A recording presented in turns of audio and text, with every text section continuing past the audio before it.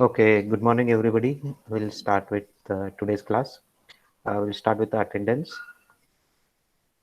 Roll number 1, Present, sir. continue. 2 present, sir. 3, 4, 5, Present, sir. 6, 7, 8 present, sir. 3 present, Nine, sir. 9 present, sir. 10, 11, 12, 13, 13 present, sir. 14, 14 present, sir. 15, 16,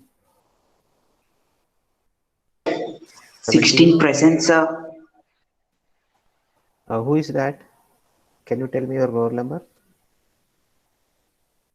17. Sir, 16. 16. Okay. 17, 17 present, sir. 18 present, sir. 19 present, sir. 20, 21, 22 present, sir. next, 23, 24,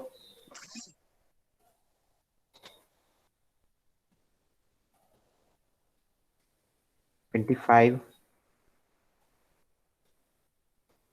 26,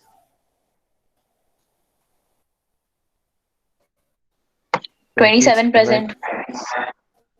Present, sir. Okay, 28, 29, 30, 31 present. present, sir. 31 present, sir. 32,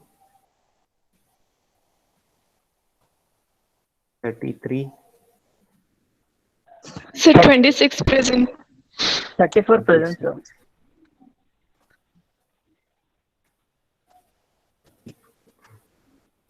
35, 36, 37, 38, 38 present, sir. 39, Present, sir. 40 present, sir. 40 present, sir. okay, I got it. 41, 42, 42 present, sir. 43, Yes, sir.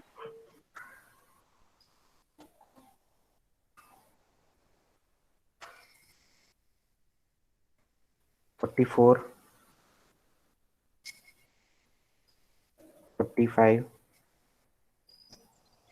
46, 47, Present, sir. Sir, 46 present. So 47 43, present. 48, Present, sir. next 49, Present, sir. 49 present, sir. 50, 51, 52, 53, 54, 55, 56, 57 present, sir. 58 present, sir.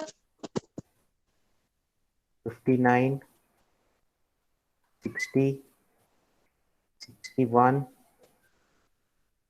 62, 63,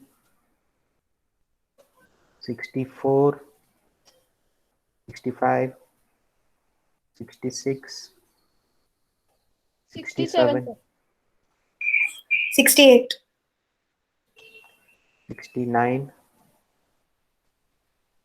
70, 70 present, sir. 71,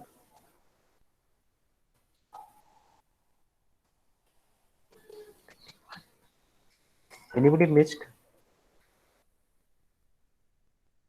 28, sir. 28. Okay. Anybody else? Sir, 46 present. Sir, roll number 4. 46 is present. Roll number 4.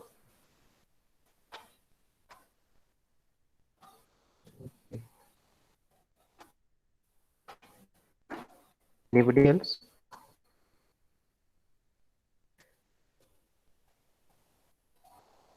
Okay, all right.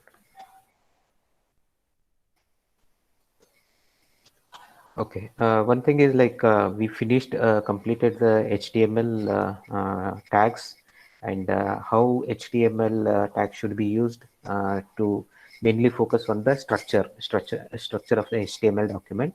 And once you have the structure in the sense what all the content you want to have in your HTML document, then comes the presentation part, how you want to present it on the document. How presentation part is how it looks, the format, the size, whether you want to have the color. Okay, these are different aspects that can be controlled using the CSS. Okay, HTML document predominantly you should focus on the structure. You should not use any particular HTML document because it gives a certain format, or it gives makes the content bold, something like that. You should use it from the more of a structural point of view. I gave examples, many examples, like in your document you want to have level 1 header, level 2 header, level 3 headers. Okay, in that context you should use h1, h2, h3, not because h1 gives the font like this and h2 gives the fonts like this. That should not be the criteria. Suppose you are using some figures or the images which are relevant to the document, then you should be using the figure, that is the HTML element you have. Otherwise you should be using it as a like a non-essential image, suppose a background, things like that, which is not part of the HTML document. So, and how these particular elements, HTML elements should look, you can control using the CSS. Okay, cascaded style sheets you can use. CSS is a W3C standard for describing the presentation. Presentation means what? Appearance, how it will look. So you can define the looks using the CSS, because presentation is very important when you are rendering the page. So the presentation aspect of the HTML elements is taken care by the CSS. So you should clearly distinguish between the structure and the appearance. Structure is handled by the HTML elements or the HTML tags, and the looks or the presentation is handled by the CSS.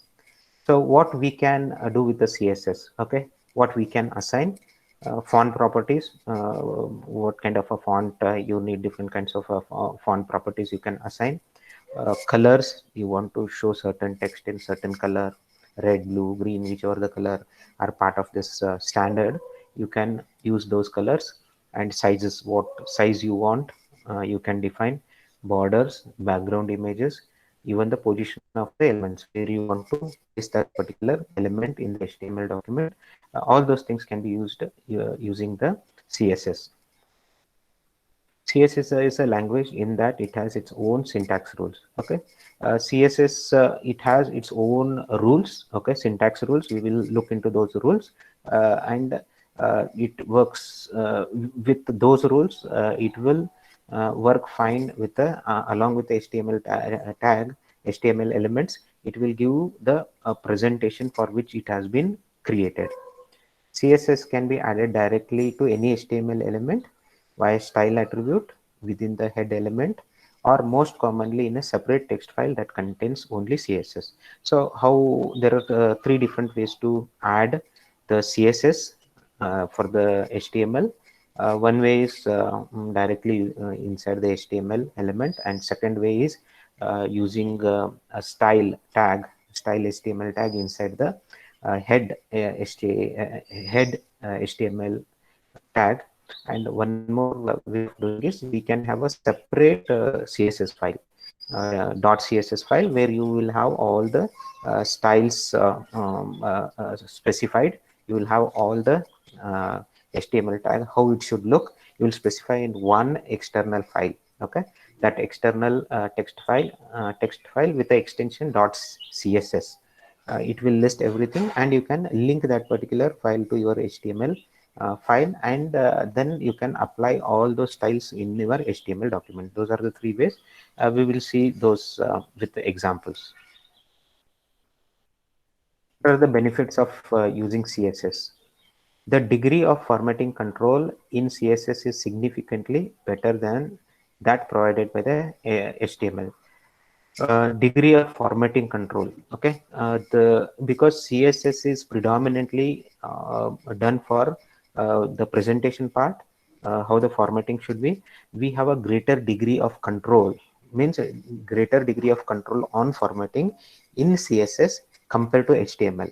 HTML is not done with the purpose of the formatting, so you do not have much control there. Whatever by default it will show. Suppose you are using H1 header, whatever the text you give inside the H1 element tag, by default whatever the browser shows, you will see looks and feel will be exactly by default.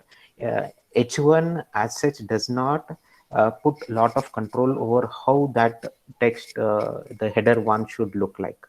Okay, that is more controlled by the CSS. We can have a better control from the CSS. Websites become significantly more maintainable because all formatting can be centralized into one or a small handful of CSS files. So now with this kind of a structure where you have the HTML, which defines the document structure, and a separate CSS file or set of CSS file you have. And when we have this kind of a structure, maintenance is very easy, because if you want to make any changes for the presentation part, you will directly come to the CSS file. Okay, if you want to work on any of the structure of the HTML document, you will come to .html file. So maintenance becomes very easy going forward.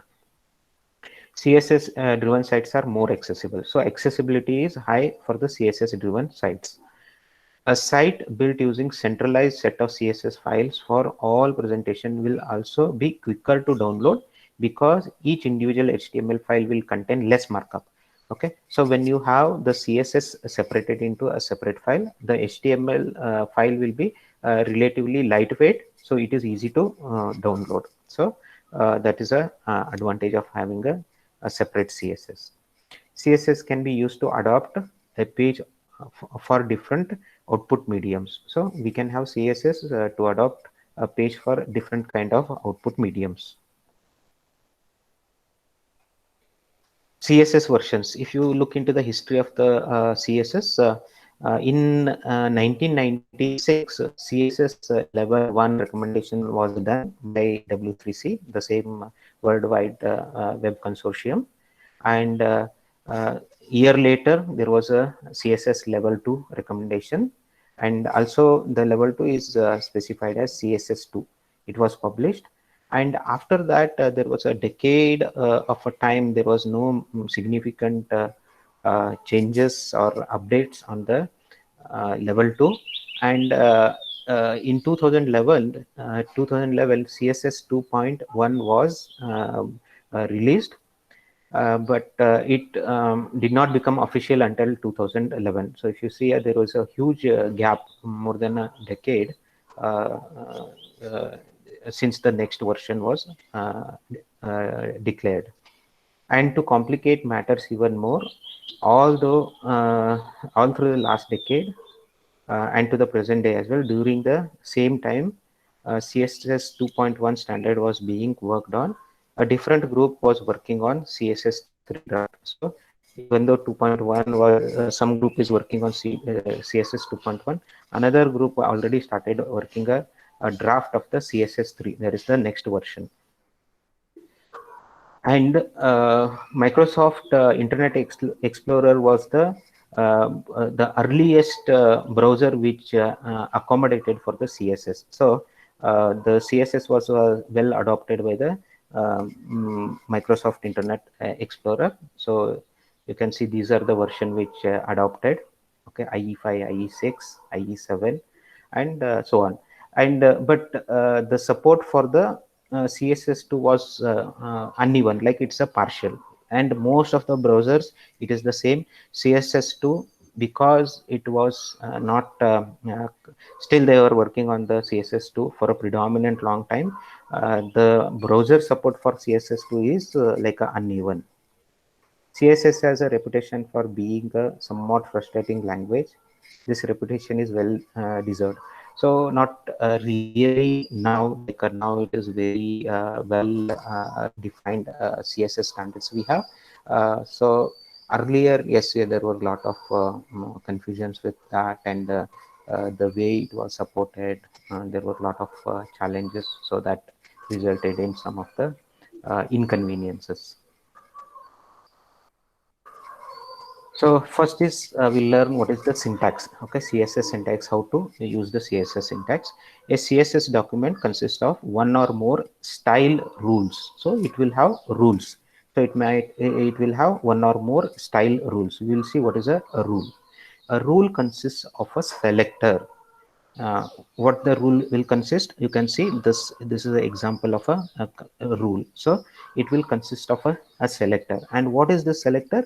The selector is nothing but a HTML element or the HTML tag. Okay, that will be affected in the sense, when I create a rule for this selector, that particular HTML element will get affected with these rules. Okay, will be affected, followed by series of property and value pairs. So for a selector, let's say header 1 h1, I will take the selector as an example h1, and inside the curly braces I will have a set of properties. What is set of property?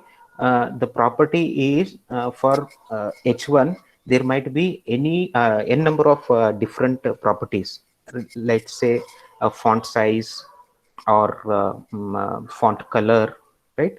So these are the different property, and there will be a property colon, you will specify the value. For example, you have the font size is the property, font size, and colon, you will specify the value, let's say 24 point or 34 point, you will specify the value, and you will end with semicolon.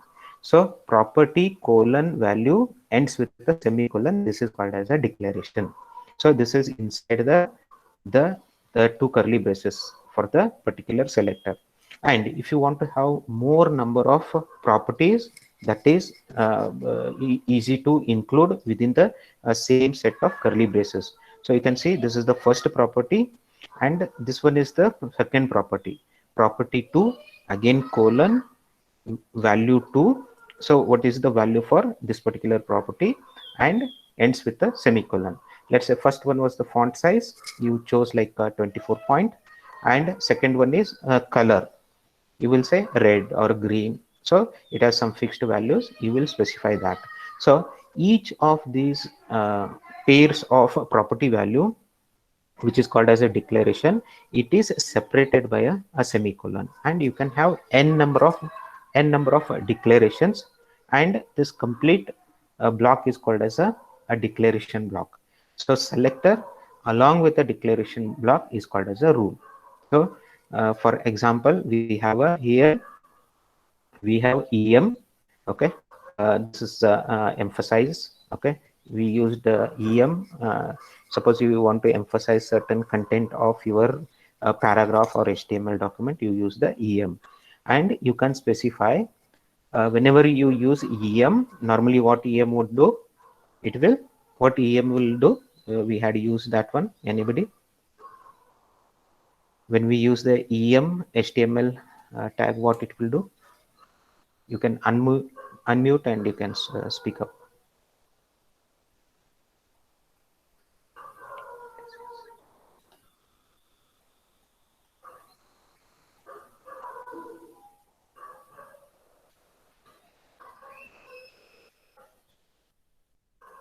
Okay, anybody?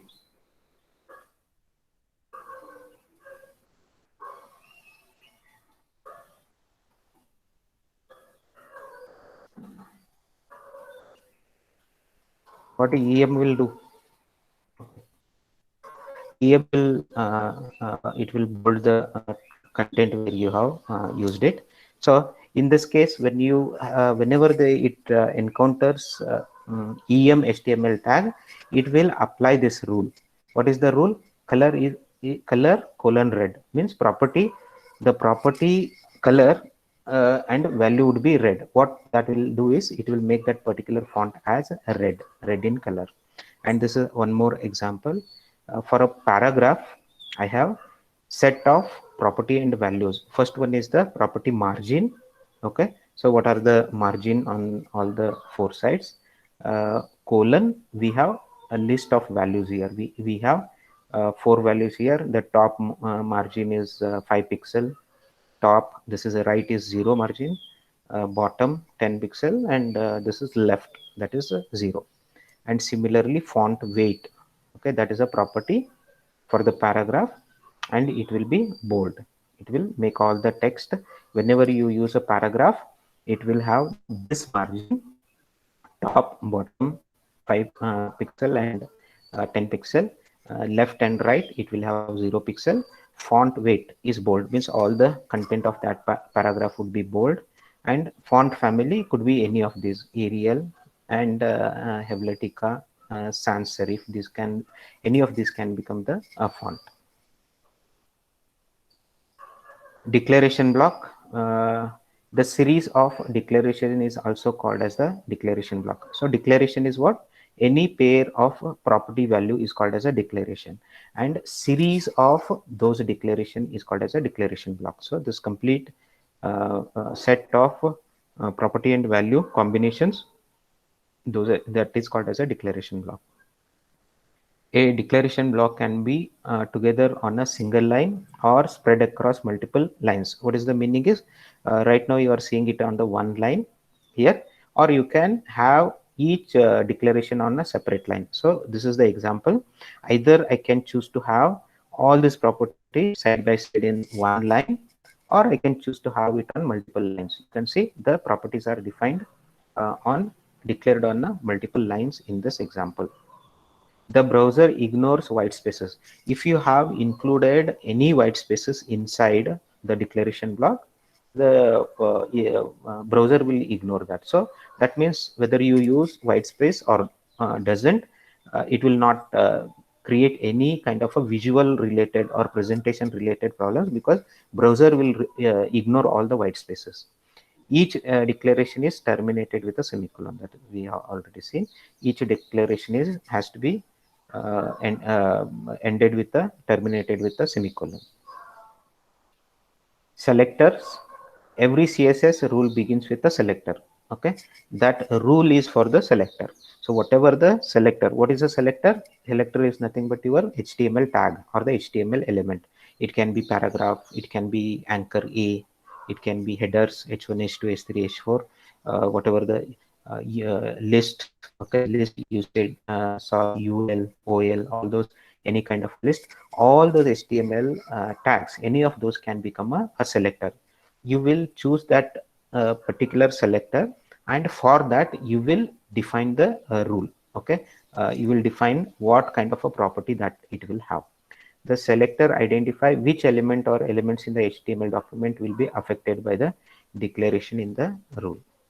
Okay, we will see the example, that time it would be very clear. Another way of thinking of selectors is that they are in a pattern which is used by the browser to select the HTML elements that will receive the style.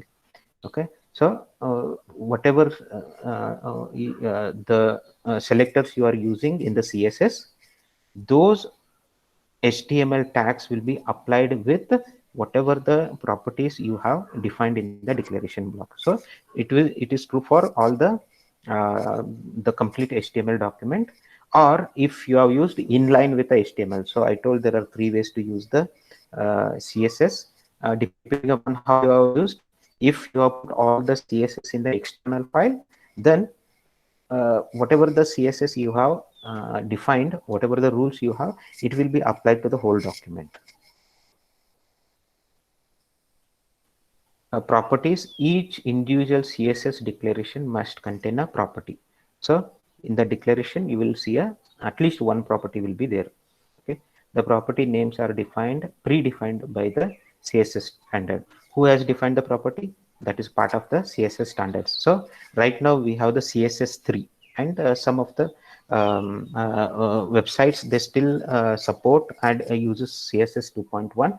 So depending upon what version it is being used, we have list of these properties. Okay, so this list of properties is recommended by the W3C as CSS version, either 2.1 or 3. CSS 2.1 recommendation defines over 100 different property names. So if we see this recommendation, we'll come to know what are the different properties are available. Okay, these are some of the common CSS properties.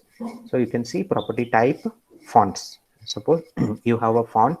For the fonts property, you have for this type, you have the property as font, what type of a font family, font size, what size you want to have, font style, font weight, okay, bold, italic, things like that, and at font face. These are the different properties, and each of these properties will have a predefined or a continuous value or a predefined value for all these properties. And for the text, we have letter spacing. What for the text, what kind of a spacing you want to have between the letters, line height, what height you want to have, text align, left aligned, right aligned, center aligned, things like that. Text decorations, text indent, okay, indentation if you want to use. For color and background, we have background and background color, background image, background position, background repeat, and color. So color is for the background. Borders, for the borders, we have different property. Border color, border width, if you want to have a line, what kind of a width you want to have, border style, border top color, border top width, etc. And for spacing, we have padding bottom, padding left. Suppose if you want to pad something, okay, to any of this area, bottom, left, right, and top, you can use that particular property. Margin, which will specify the margin. Either you can use the margin. You saw the example, we had margin colon, we gave 4 values, okay, and those 4 values, automatically it means margin bottom, margin left, margin right, and margin top. So you can directly give using the margin property, or if you just want to change one of those, like just you want to have the margin bottom, you can use individual property, margin bottom, margin left, margin right, and margin top. These are the individual properties. Sizing, height, max height, max width, minimum height, minimum width, and width. These are the different properties we have. Related to layout type, bottom, left, right, top, clear, display, float, overflow, position, visibility, Z index. These are the different properties that are available with the layout. List style image, list style type. These are the different properties that we have. And for every property, we have a value. What is the declaration? Declaration is nothing but a property colon value and ends with a semicolon. Each CSS declaration also contains a value for a property. Every property has a value. Either it is a continuous value. For example, if you are specifying the margin, you will use the continuous value, or it is pre-specified. The values are given along with the recommendation. For example, color. So how many colors they have defined? Okay, red, blue, green, yellow. So whatever the different colors, those are predefined values that we have to give. The unit of any given value is dependent upon the property. So the unit, what unit of the value we use, it depends on the property. If I say margin, it will come as a pixel, isn't it? And suppose it can come as a pixel, it can come as a percentage. Okay, if I'm using margin, and if I using font size, pt, okay, that is the property, that is the unit of the value, particular value. So the unit will depend on what kind of a property we are using. Some properties values are from predefined list of keywords. Okay, when it is predefined, we have to use the same word keyword that is defined. Others are values such as length measurements, percentages, number without units, color values, and URLs. Those are the other types of values. You can see CSS supports a variety of different ways of describing a color. Okay, these are some of the example they have given what kind of a value. Method name. Okay, so here you can see color colon red. Use one of the 17 standard color names. CSS3 has 140 standard names. So in case of CSS 2.1, we have 17. In case of CSS3, it has 140 standard names. This is an example of CSS 2.1, and this will also work for CSS3. And color hot pink, this will only work with the CSS3. Okay, this hot pink. And RGB, we can give it as a combination of red, green, blue. So each red or green or blue, the value will go from 0 to 255. Okay, so you can see color colon RGB. Inside the bracket, you will specify the value for RGB separated by comma. So each value will range from 0 to 255. Then hexadecimal, you can also specify using a hexadecimal. Okay, and when you are using the hexadecimal value for the color, the RGB value, it would be between 0 and FF. Basically FF stands for 255, so it will have the same range.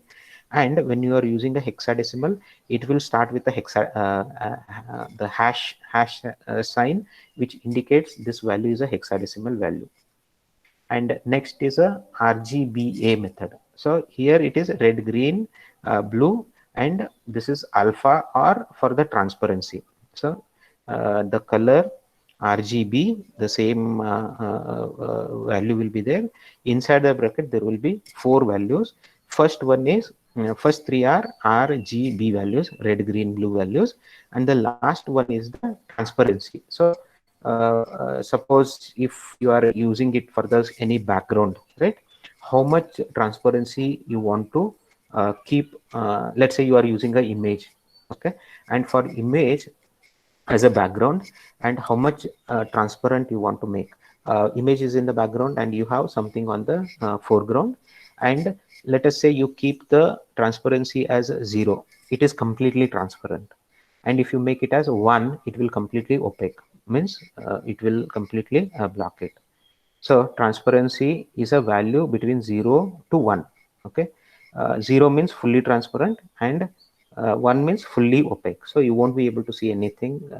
If you make it as transparency, you will see the text which is in the foreground.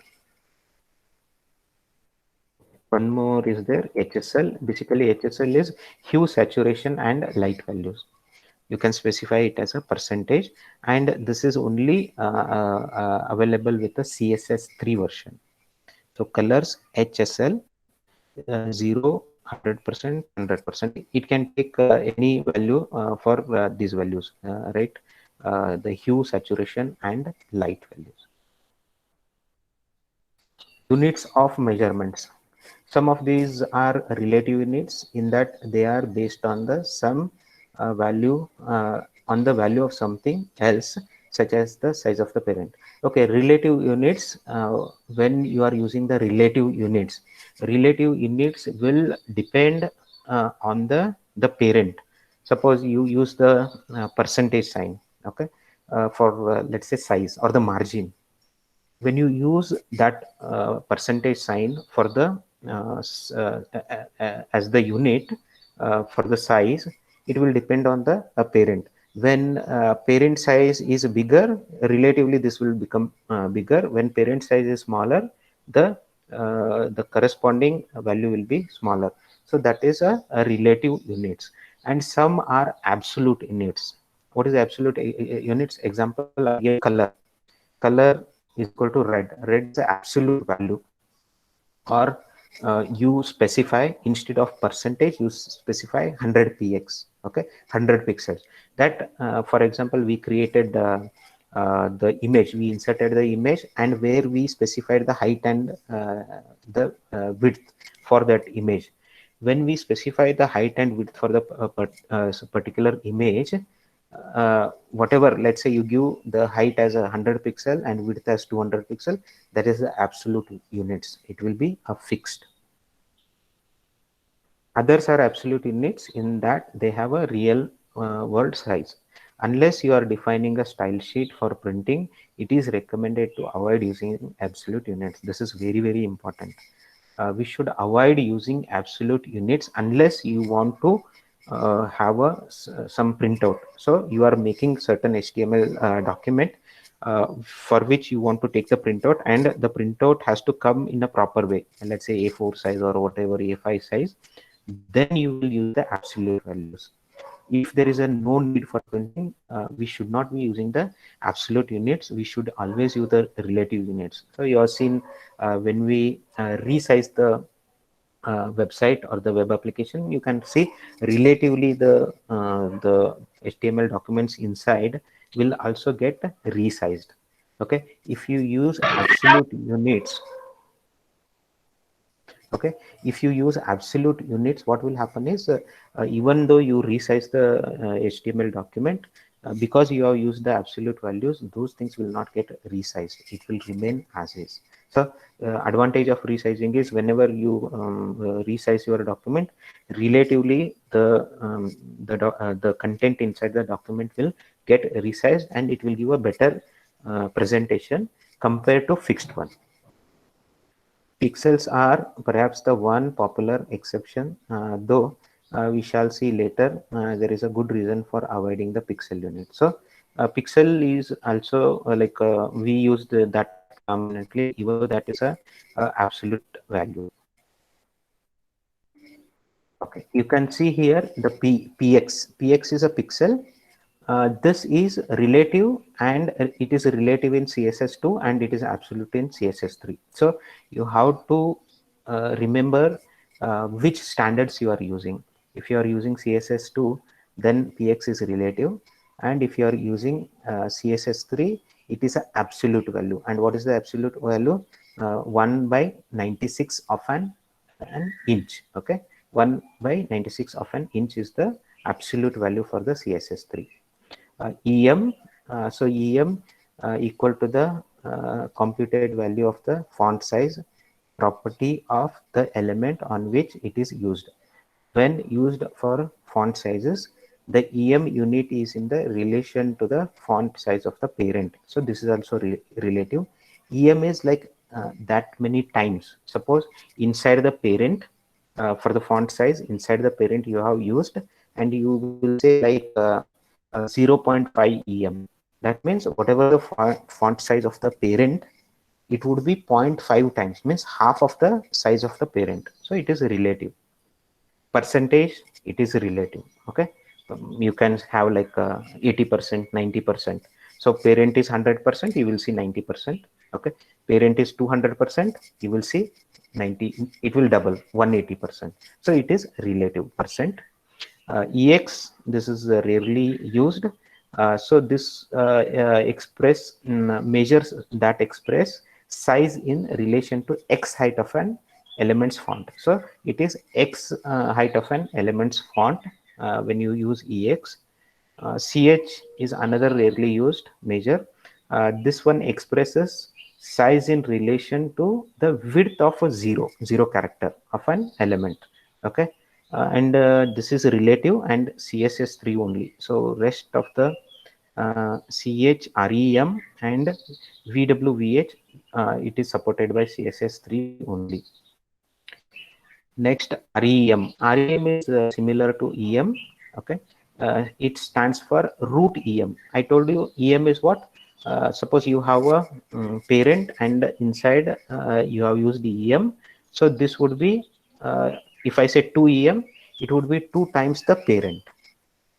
Here REM means it is the root times. Okay, whatever is the root. Okay, root times.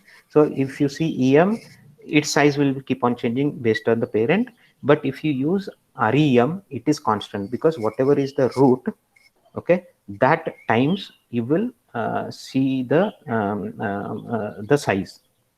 REM stands for root EM, which is the font size of the root element.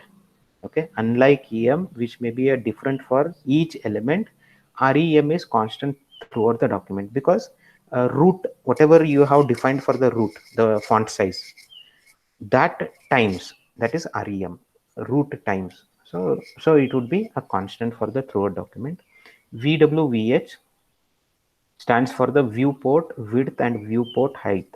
Both are percentage values between 0 and 100. So it will be 0 to 100% of the viewport. Viewport is nothing but your browser window.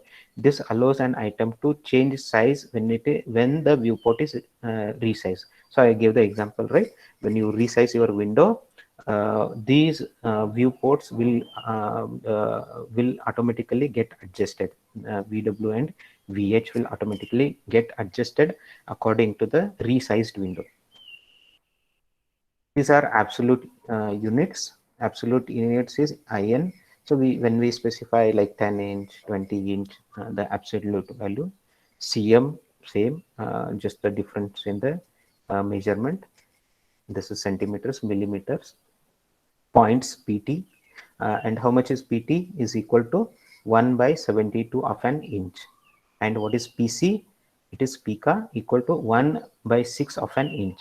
And px is 1 by 96 of an inch. I will show.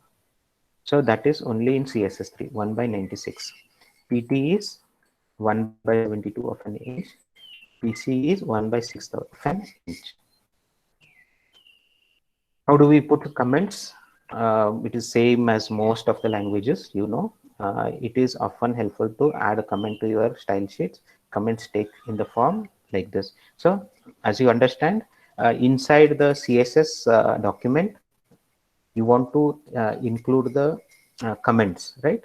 So comments, basically it will not have any effect, but it will help the developers to understand what is being done. So you can use this style, / asterisk. You can have comments inside, closing, asterisk and /. This is similar to C program. Okay, location of styles, author created style sheets. So whatever we are learning in this presentation, those are author created style sheets. Or you can have user style sheets. What is user style sheet? Allow the individual user to tell the browser to display the pages using that individual's own custom style sheet. This option is available in browser, usually in its accessibility option. Yeah, so user can have his own settings. He can specify that in the browser, and it will show according to that. And the next one is the browser style sheet. This browser style sheet is defined by the default styles the browser uses for each HTML element. So I told you the H1, H2, H3 different HTML tags. The way it is shown by different browsers could be different. It may not be exactly the same, because each browser has its own default style sheet. Next one is location, style location. This is the most important question I have, you will come across in interviews, and most probably in your project Viva. If you have done web-based application, if you have used a web-based application, you will definitely use CSS. and many times the examiners, they ask the question. First is what is CSS, second is how can I include CSS, what are the different locations I can include CSS. Already we now know what is CSS, right? Now where all I can include the CSS, okay, what are the different locations? We will see that with the examples. CSS style rules can be located in 3 different locations. So remember, we can have CSS styling in 3 different locations. One is inline. Okay, we'll see with the example. One is inline. Second one is embedded. Third one is external. External is nothing but it is an external file, and it doesn't mean that if you are using inline, you should use only inline. If you are using embedded, you should only use embedded, or if you are using external, you should only use external. You can combine them. Okay, you can have some inline, some and the way, if you use combined, there is a hierarchy, the priority. Suppose you have something in the external and the same in the inline. Inline takes the highest precedence. It overrides whatever is in embedded or external. And the best way of using CSS, the recommended way of doing CSS is external only. All your CSS should be in a separate file or set of files. If you have too many styles, you can based on categories of styles, you can have a set of styles, but it should be outside the HTML. Inline and embedded, they will be part of the HTML. So you will be using it in the HTML document, inline and embedded. External is outside the HTML file. Okay, so we will just see inline and one example, and then we'll end today's class. Inline, okay. Inline here is style rules placed within the HTML element via the style attribute. So what we are going to do, whatever the HTML element we have, we will include inside it using the a style attribute. Okay, so you can see here, this is a little incorrect. Even in the book, I think it is used. This is not used in this way. You will have open angle bracket H2. You will not have closing bracket here. Then you will specify style. Style is equal to, and then you will have double quotes. Here you will have, inside the double quotes, you will have property colon value. So it is a declaration. If you remember, we talked about a declaration, and after this double quote, we will close it. So this should come here. That is, now what you are saying is, whatever is the H2 header, it will have a font size of 24 point. Correct. Now next, and this particular whatever statement, your style you have used, it is applicable to only this HTML tag. This will not be applicable to this HTML tag. Okay, when you are using inline styles, that inline style will be only applicable to that particular HTML tag. It is not applicable to others. So next you have H2. Okay, it's this angle closing bracket should not be there. Style is equal to, you have two properties here. Inside the two double quotes, I have two properties. Okay, one is font size colon 24 point semicolon. Then second property, font weight colon bold and semicolon. So always one declaration is what? It is a property colon value and ends with semicolon. Property colon value ends with a semicolon, and then you will have the closing bracket, and this text review, this text will be having a font size of 24 point, and it will be displayed in bold. Okay, I hope everybody understood. And this description will be shown in a just the font size of 24 point. Okay, we'll see one example.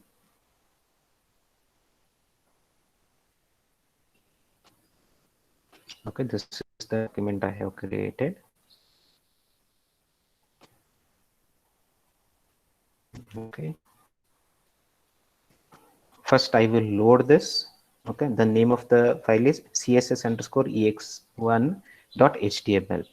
First I will load and then we will talk about it.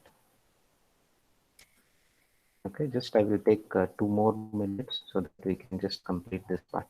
So you can see this is the file css_ex1.html.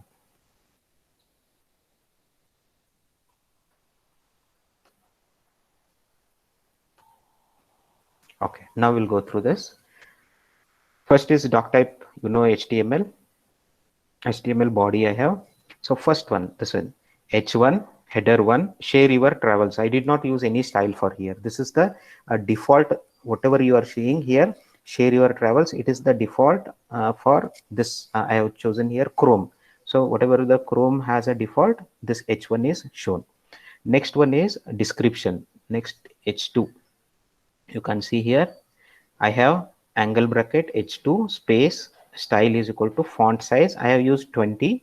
Okay, and a description. So this description will be shown with this style.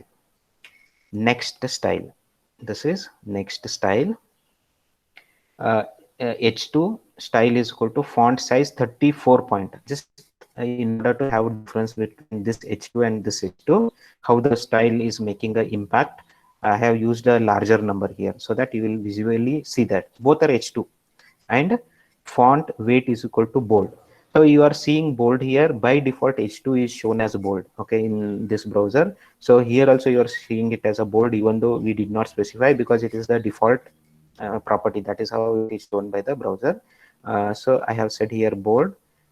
If you want to say color, just to see whether that is applicable or not, I will say one more semicolon I have added, color colon, okay,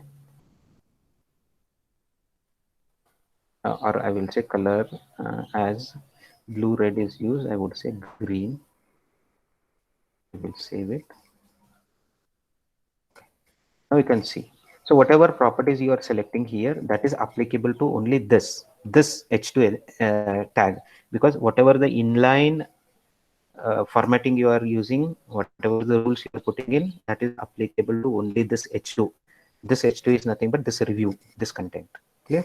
So next you can see this h1 share your travel was a default.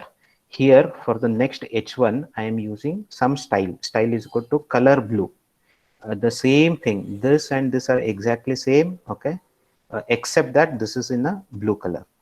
And next is paragraph, okay, p is the paragraph.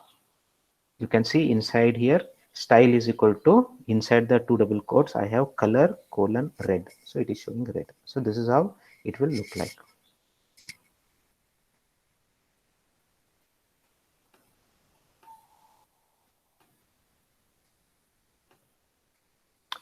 Okay, with that we will end today's class.